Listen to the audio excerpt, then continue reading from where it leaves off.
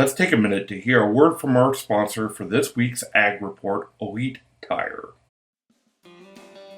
Elite Tire and Automotive. Ever have one of those days you just need a little hand? Well, with our remote services, we'll just hop right on it. Get you back on the road quick and easy. With automotive services to cover all your mechanical needs. Need that state inspection done? Well, we can do that too. So roll on in and see a friendly face. Give us a call and we can be right on the spot to assist you. So trust the friendly folks down at Elite Tire and Automotive, 972-775-1055. Howdy, folks. Welcome to this week's Ag Report.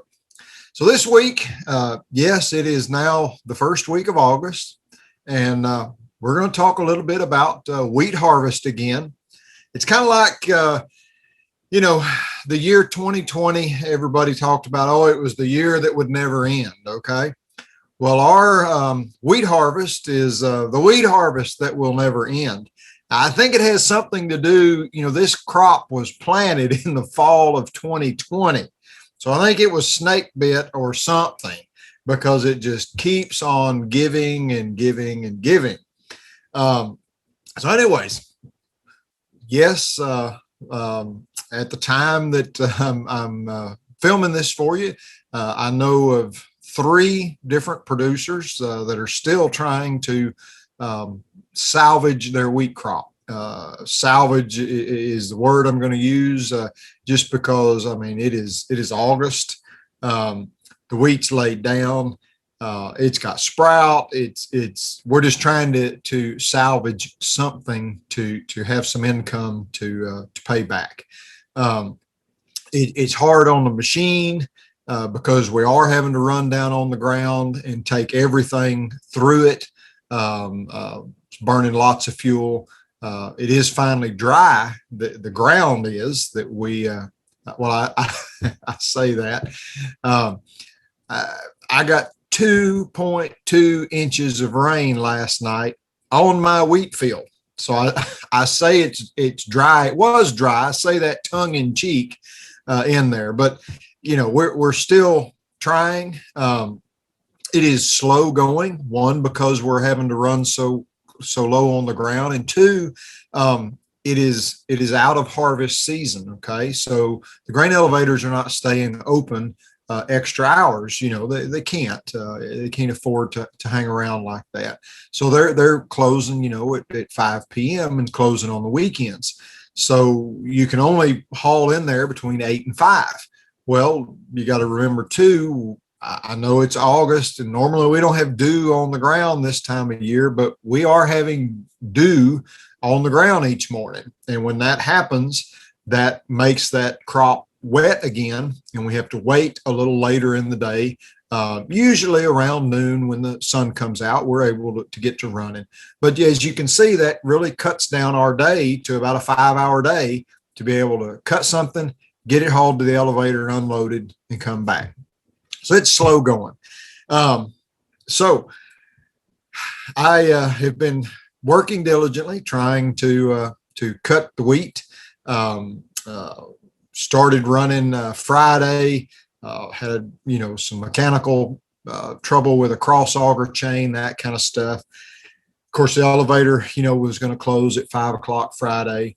And what you may see going around out there is you may see little patches that farmers had to leave because it was too wet because of all the mud. And so sometimes they're going back trying to cut those little patches around. Well, like in my case, there was a patch that belonged to a friend of mine, another producer. And because I was going by it, he said, "Hey, would you mind cutting that for me?" I said, "Sure." So I ran into his field there and cut that for him.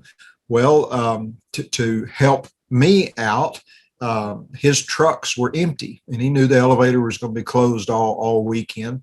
So he allowed me to fill his trucks, which allowed me to work all weekend long, which was a huge blessing. Now, we had an interesting day on Saturday.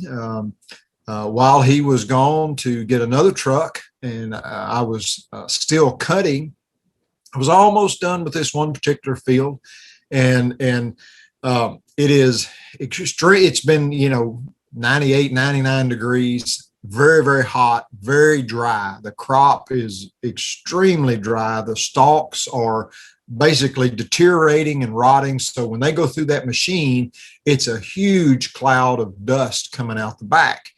Well, when I turned to make my last pass, the wind kind of blew behind me a little bit, and the chaff kind of blew up around me, which is, common, kind of feel like you're in a London fog, and then you kind of drive out of that fog. Well, something just bothered me. I could smell something, and it really, really just made me uneasy. So I got out and started kind of going around the machine, wondering, what was I smelling? What was going on? I didn't have any alarms or anything like that going off. And so I back towards the back, from the inside on this side of the machine, there was a panel and a pulley. And then coming from the inside, I could see small little puffs of smoke. And that's what I was smelling. I was very concerned to pull any panels off to try and see what that smoke was on the inside, because everything was kind of sealed up, and I was scared that if I opened a panel, that would put oxygen in there, and then poof, it would just light a flame, whatever it was that was in there smoldering a little bit. So I called the fire department. We had the fire department come out. They hosed everything down with water so that I could pull that panel off and cool everything. They got up in the machine and hosed that down. And so no bearing out, nothing wrong. The only thing, and we dug and looked and took things apart. There was a small grease line, a braided hose that greases that bearing, that had broken and wrapped around that shaft where that pulley was.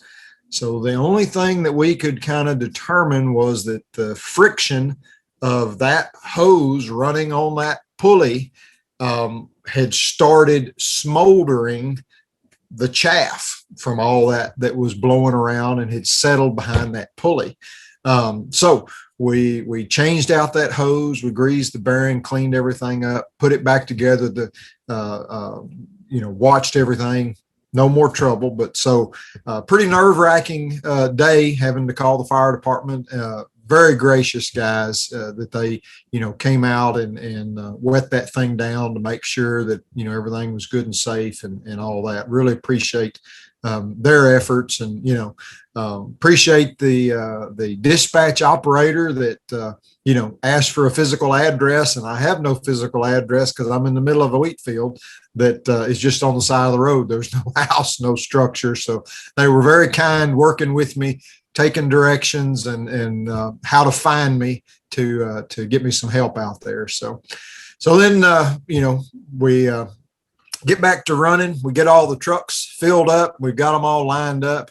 So today that we're filming this is Monday, and I wake up and I see that I have 2.2 inches of rain in that wheat field that I'm still trying to cut of wheat. So I'm very thankful that my friend loaned me all of his trucks to fill up, because that is wheat that's in the truck that can go to the elevator. Yes, I still have wheat in the field. I couldn't finish it because we didn't have enough trucks to hold everything. But I'm so thankful to be further down that road, closer to harvest. So we'll wait for it to. I know first week of August, and I'm saying I'm going to have to wait for it to dry up to get back in the field, to try and Lord willing, in a couple of days, finish wheat harvest of 21, now into August, which is just, for this part of North Texas, just some crazy, crazy stuff. But anyways, so there's your update on Ellis County wheat harvest. You've still got producers out there just trying their best to get things finished. And, honest to goodness, we'll probably blow off the combine, change out the concaves, and immediately start corn harvest as soon as we finish wheat. So anyways, you'll see us cutting wheat one day and corn's going to be ready the next, I think. So anyways, I hope y'all enjoyed this ag report. Remember, as you see us, on the roads and stuff, especially like Saturday, it's stressful. Be patient with us as we're moving that equipment, and always be courteous to those fire trucks. Give them room to get by, get over on the shoulder, because that could have been me that they were coming to help out Saturday. So we appreciate those guys. Appreciate y'all that volunteer on those rural fire departments. It's very beneficial to all of us here in the ag industry. Y'all take care now.